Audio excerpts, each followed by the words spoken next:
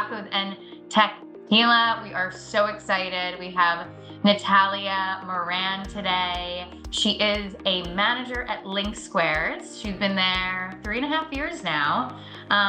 And she's going to be reviewing a taco and talking about all this fun stuff with me. So welcome to the show. Hi, happy to be here. Thank you. Yeah, I guess to kick it off, I mean, we were talking a little bit about LinkSquares and the really cool software that you do, but if you want to give just a brief intro to, to the company and what you do for them, that would be great. Yeah, for sure. So LinkSquares is a contract lifecycle management tool. So basically we help lawyers create contracts and also analyze contracts. So there's an AI component to it. We also have a task management tool to focus on like efficiency and effectiveness for lawyers and risk reduction. My team in particular is the implementation team. And so we focus on like the first 90 days with a client. So we have a team of implementation consultants that are working to get our customers set up. And I also have a team of integration specialists. So we're hyper focused on our connections to Salesforce using our API and making the product more sticky. That's awesome. Yeah, I mean, we were talking about it too. I mean, me being in sales, I interact with legal a lot and contracts, and anything to make it easier is, I mean, music to my ears. So we are going to hop into the favorite part of my show. So Nathalia lives in East Boston. Yep. So she got a taco from a local spot there. I was saying, I think this is the first East Boston spot that we've reviewed, which is crazy. So I'll pass it over to you if you want to like say the restaurant and what kind of taco, and then we'll hop into the review. Yeah, I love it. I love making a plug for East Boston all the time. There's a lot of good taco spots. Today I have a taco from El Bono. Yes. They are a little Colombian spot that also does tacos. And I got a birria taco. So it's like, I actually haven't had a birria taco before. I know it was like a big craze for a while. And I was like, I love like tacos, and I haven't tried one. So why not now? That's so great. So I have not heard of this spot. The way that you say Birria is amazing, because when you just said it, I said, I've never of that kind of taco. And lo and behold, yes, I have. And I've eaten them many times. You just say it correctly. So, oh my God, that is so great. I'm so excited. Okay, so let's see the taco. You can do a little close up to the screen. Yeah, so this is birria. I know, it's beautiful. It's got like nice and crispy, good amount of cheese, a little. And your nails are perfection. Oh man. So it's a crunchy tortilla. It is, yeah. It's like they definitely like left it in there to get it a little crunchy. It's not like a hard tortilla, like it's still got. Oh my God, that looks so good. I'm so hungry. I think it's only birria like if you have the salsa. Yes. So there's a lot. All right, so let's do a dip. All right. Here we go. Yep. All right. Okay. Eat it over this. I know, right? How many times have I had it like drip on my keyboard too? I'm like this. I need like a protection when I do it. That's really good. Okay, first bite. What are your thoughts? It's delicious. I'm really liking the meat to cheese ratio. I was a little nervous about that. Like, I mean, I love cheese, but I didn't want it to be overpowering. Yep. Yeah, the salsa is like. What is the salsa of it? Is it like a question? I don't know for sure. Like, I haven't looked into it. It's definitely got some cilantro in it. It's got some like tomato. I feel like it's a little brothy. Okay. My only thing is I wish it was a little spicy. I don't know. Like, I think so you like the spice. But I do like spice, and I'm like, it's great, but I just want spicy. Are there toppings on it? Is it? Let's see another close up. So it's beef, melted cheese, hardened shell, and then there's cilantro and onion. Yeah, it's just cilantro and onion. So I feel like it's kind of a purist taco, like they didn't do too much with it. They were like, the meat and cheese is what's gonna shine here. Okay. I love it. See, that is, it's so funny. I mean, people think it's crazy every time I say this. I am not like, I do not like spicy things. And they're like, no, but you like love tacos. I was like, I know, but I just can't handle the spice. So that's probably somewhere that I would go. Okay. So the place again, you say it's so lovely. So please say it. Yeah, it's El Bono. So it's Okay. Bono. It's a play on the word pan de bono, which is a Colombian like breakfast baked bread kind of thing. Okay, okay, this is all coming together. That is amazing. So it's in East Boston, El Bono, and it Mhm. is a Birria Taco. Yeah. Amazing. Okay, so what do you give it out of 10 overall? Yeah. All right, I'm gonna go 8 out of 10, Okay. just because I feel like with I'm missing the spice factor. Yes. It's probably a me thing. I don't even think birria is supposed to be spicy, but I'm going 8 out of 10. All right, that's not bad. That's great. I will put for everyone in and around Boston, I'll put the link to the restaurant in the comments. That's great. I got to check that out. What is your favorite taco spot? It doesn't have to be in Boston. Ooh, that's really tough. I love to try new things. very much like variety is the spice of life. So I don't know if I've even kept track. I've had some really good Denver tacos, like Oh, really good. okay. I mean, my favorite spot, I was in Mexico City like 2 years ago, Oh and my they just gosh. like handmade tortillas Yeah. and cooked them outside. And I basically, if you do a handmade tortilla with like blue corn, I'm sold. I'm probably obsessed. Oh my God. You know what? I have not had a like blue corn homemade tortilla before. Yeah, so I used to work, I mean, the reason this started, as most of you know, I used to work at Rose Mexicano in the seaport and I was a catering manager there. So sometimes when I was just like stressed out, I would like they were like hand making the tortillas with like, the masa and they were like flattening it. And I was like, let me get in there. And I would like punch the I love tortillas. that. It was amazing, and I would get on the cooking line and make my own taco, make my own tacos. I loved it. But all right, so El Bono in Eastie, definitely check it out. 8 out of 10. That is great. Maybe they can give you some more salsa next time to make it a little bit more of a kick. But that is good for the non-spicy people out there to go and check it out. That is great. Well, thank you for the review. So we'll move into kind of the topic that, me and Natalia were talking back and forth, like what's a good topic? Like there's so much out there right now, given the current climate. And she had a great idea, like really just talking about, owning your own values, when it comes to your role and working in the workplace and, having that be a pillar into like using your unique strengths and making it so you can shine in your current role or like your future role. So I guess like kick it off, like how do you even find what your values are when it comes to like your role at work, So I'll pass it over to you if you want to give some insight.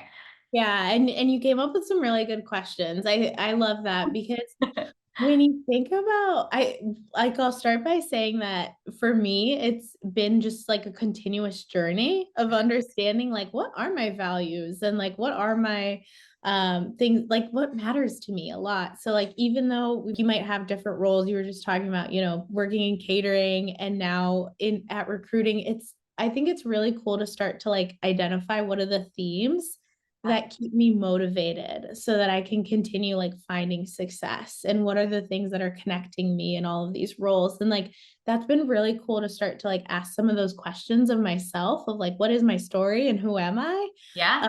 So I can like understand how I'm going to show up in a role and like be like excited about bringing that to the table. Yeah, and I love the way you just answer that and also too, yeah, I mean, I've just looking at like my career too, I've had so many different roles and like, so many different like KPIs or how I've been judged and shown, hey, this is what successful looks like.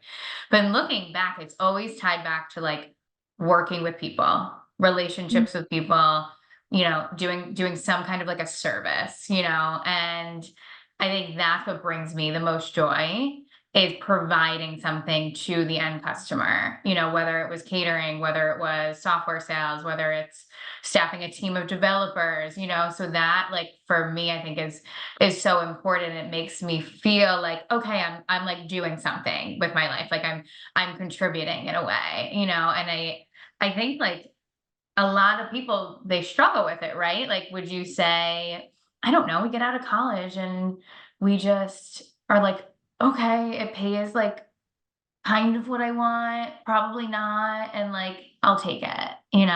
Yeah, for sure. I remember my like first job out of college, I was kind of like, okay, I know I like to solve problems. I know Yeah. I really need a job Yeah. and make money. Yeah. And that was kind of all the like first breadcrumb was like, I like to solve problems. But then it's like, why do you like to solve problems? And for me, it did lead down that path of like, I really connecting with other humans, understanding their needs, like having compassion or empathy. Those are all like big drivers for me. And so that's why I'm in a customer success type role too, because those are the things that motivate me day in and day out. And it's so important. And I think so I'm in like a sales role and you're in the customer success role. I've, they've always, we're kind of like opposite and the same. Like the way I've always had customer success person supporting me and like vice versa. And I would be lost without, some here in this role. It's like my recruiting team is like my kind of like customer success. They make sure like stuff is done and logistically I have my admins and stuff like that. Because the way my brain works, it doesn't work like that. I'm not about like the nitty gritty details. I'm about the big picture. Yeah. And I think that's so important to know, like, especially when it comes to like unique strengths too, and like the skill set. Like, I'm 32 years old. It took me a while to be able to even admit that I had like flaws in terms of work. Like I am not someone that, if you need me to create a report and put it into Salesforce and be very analytic, I'm not that person. But I would pretend that I am everything.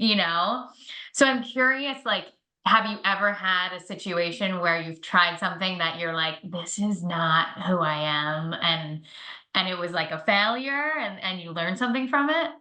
Ooh, yeah. I love that point because when you understand like what your strengths are and what you're good at, that is the byproduct of also understanding there are probably things you're not so good at. For sure. Yeah. And I think, I mean, it's a journey. And I definitely, when you said like, I still want to try, sometimes I get into the habit of being like, I want to be all things for all people. Yeah. Right. And that's not realistic, nor is Yeah. it an efficient or effective use of resources. Mhm. So definitely something that I'm still working Yeah. on. But when I think of an example, yeah, I think it's even though my role is a little bit more analytical and I like to like understand like integrations and Yep. reports and things like that.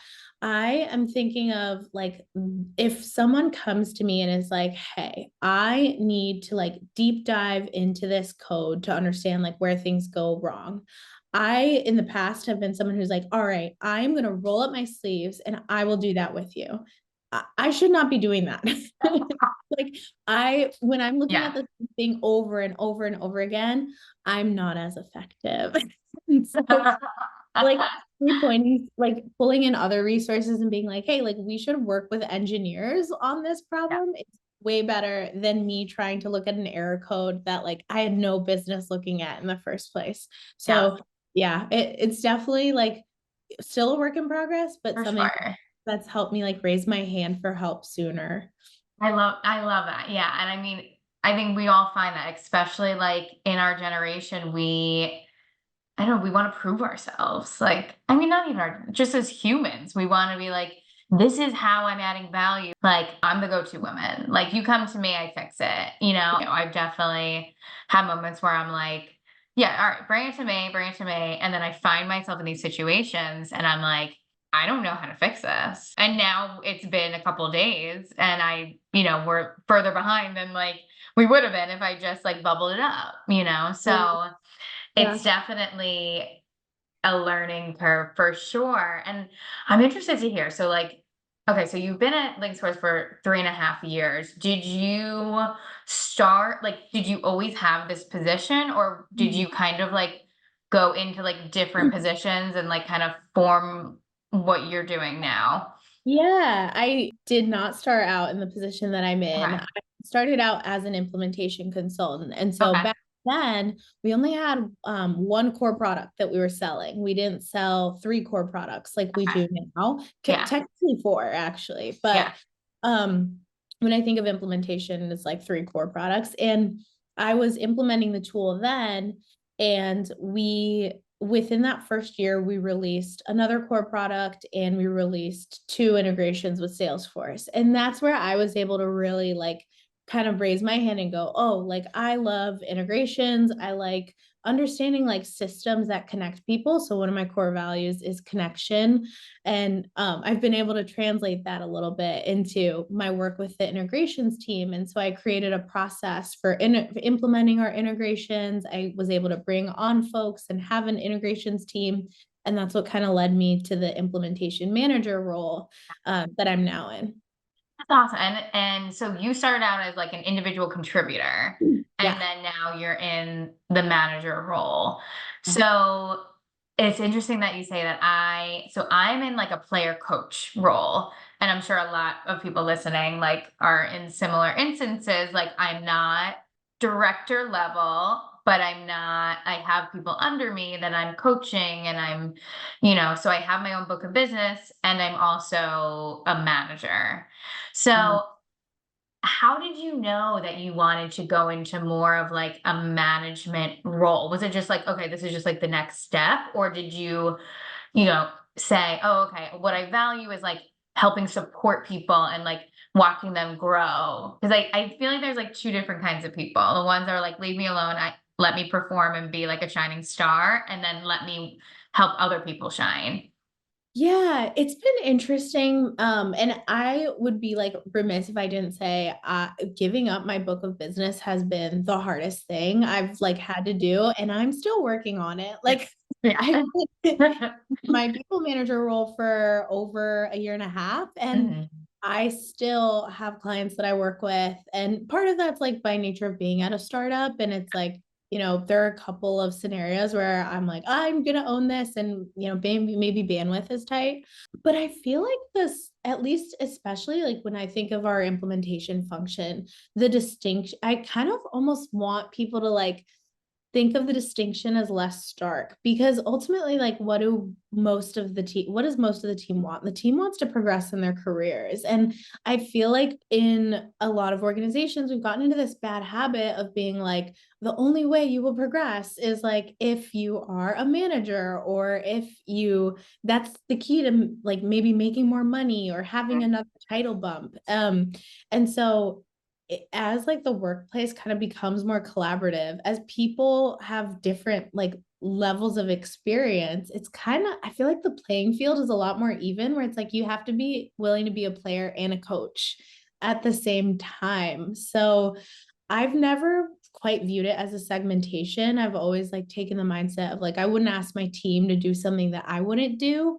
I think that's what has also allowed me, and I'm really grateful to like the people that are in leadership that have helped get me to where I am. But I think that's what's helped me have that mindset of like, I will continue making everyone better around me, and I'm just gonna like get people to a better spot. That's kind of what helps me succeed in like with clients. And that is interesting that you say that too. I find that true. Some people are, we've had people on the team for even before I start. I've been with Kforce almost 4 years, kind of similar to like when you started with LinkSquares. And we've had sales reps on the team that have been there for like 10, 12 years. And, they would given the opportunity to move more into like a management or director role, but like they like where they are. And it's unique because I think we're always like what you're saying, we're always taught like the only way to progress and like make more money and like be successful is if you eventually go into a manager or a VP or, stuff like that, which isn't always the case. And I do like that, like, especially K-Force, like, and other companies too, but like, yeah, we're given that option. Like, we don't need to go that route.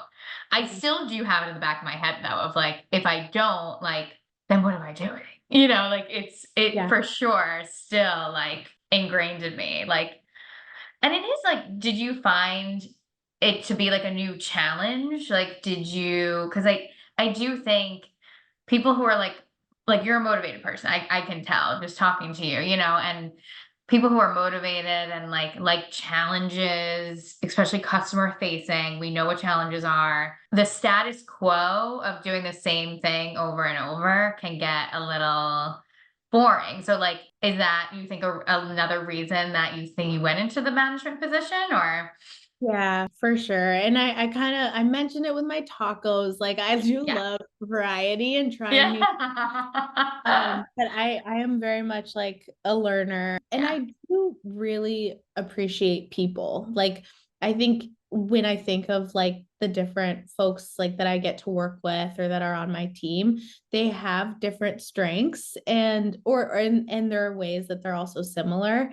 And that is exciting too, where it's like, oh, like, okay, like what makes you tick? And like what are you bringing to the table?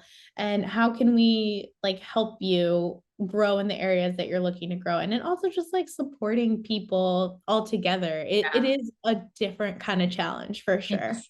Yeah, people are, I mean, it's so funny. I tell people what I do, and I'm like, my products used to be food, like catering, at its core, and now my product is people. I didn't think I could get more of like a volatile product, but then food.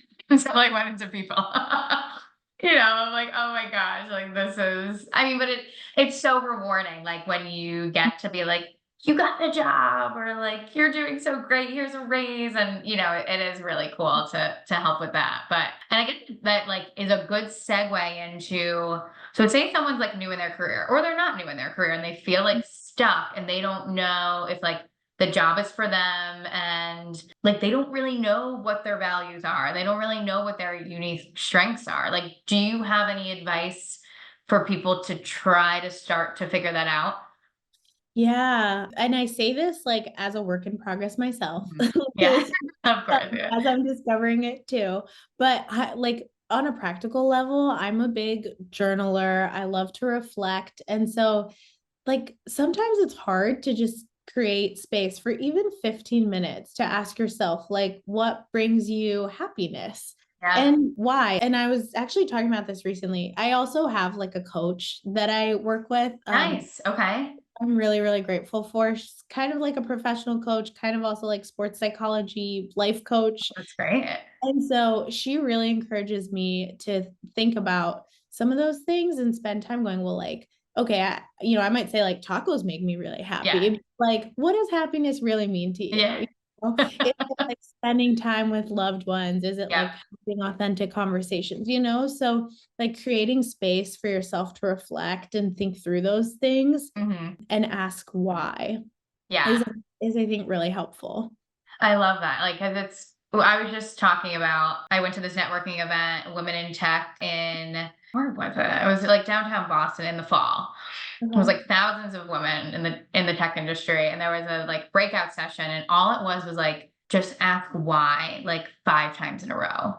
And it was kind of talking about when you're talking to, an internal business owner, internal stakeholder, like, why do you need this application? Like, why does it need to be this timeline? Why does it need to, stuff like that. But it is really true of like, you got to ask why, because it is, I do the same stuff. I do every morning. I do my little morning meditation at night. I do my little like nightly inventory, I call it, and it's good. And I feel when I don't do it, I feel off, right? Yeah. Because it's so easy to get consumed in like, we're working like sometimes like 9, 10 hours a day, and it's tough.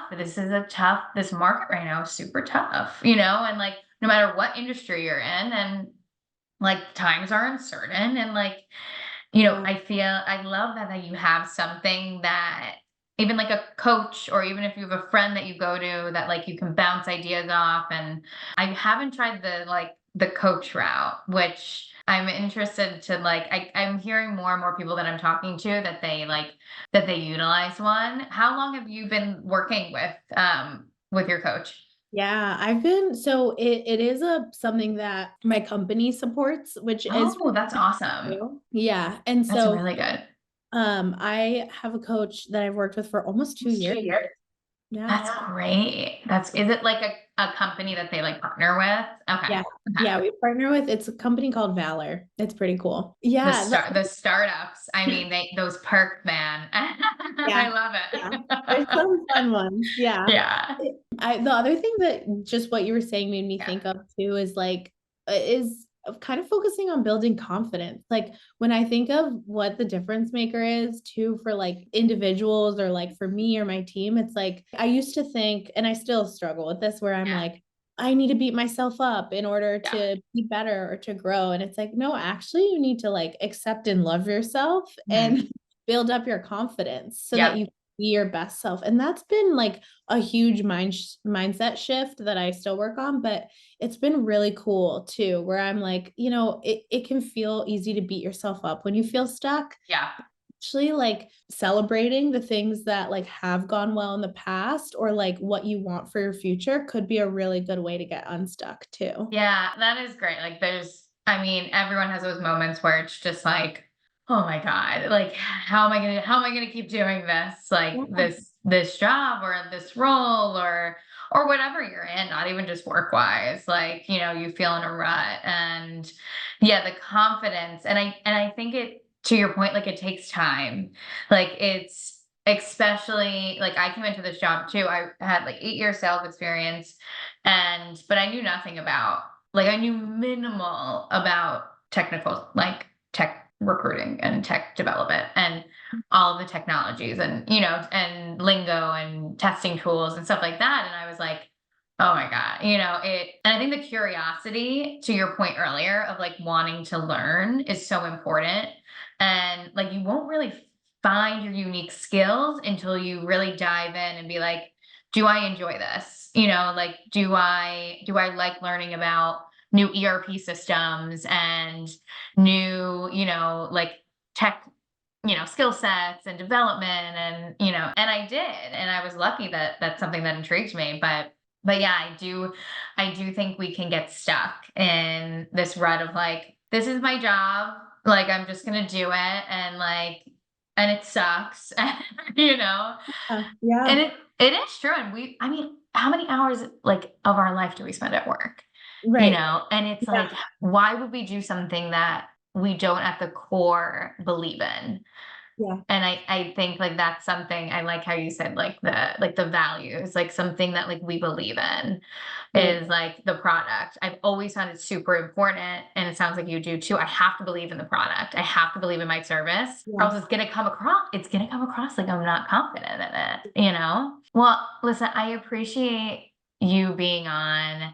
Any last advice for new people coming into the tech world and trying to figure out like where they fit?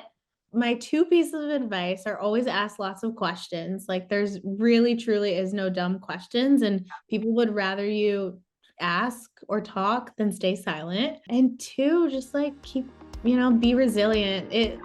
When you think about like first coming into tech, it can be really intimidating, but you get there.